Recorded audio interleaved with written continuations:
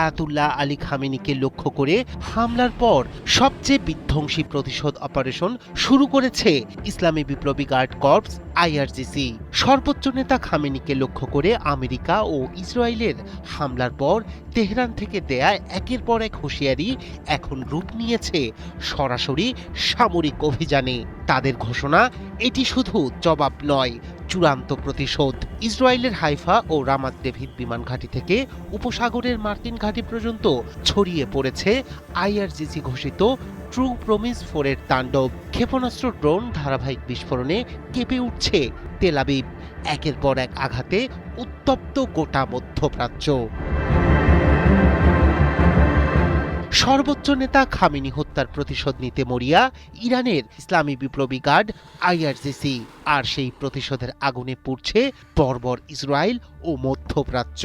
ইসরায়েলের Haifa নৌঘাঁটি, Ramat David বিমান ঘাঁটি এবং সামরিক শিল্প স্থাপনাগুলোতে হামলার মধ্য দিয়ে শুরু হয় ট্রু প্রমিজের নতুন ধাপ। আইআরজিসির দাবি, উত্তর ইসরায়েলের কৌশলগত কেন্দ্র হাইফায় নৌঘাঁটি ও সামরিক উঠোনে নির্ভুল আঘাত হেনেছে তারা। একই সঙ্গে জিজরিল উপত্যকায় অবস্থিত রামাত ডেভিড বিমান ঘাঁটি, যা উত্তর ফ্রন্টে ইসরায়েল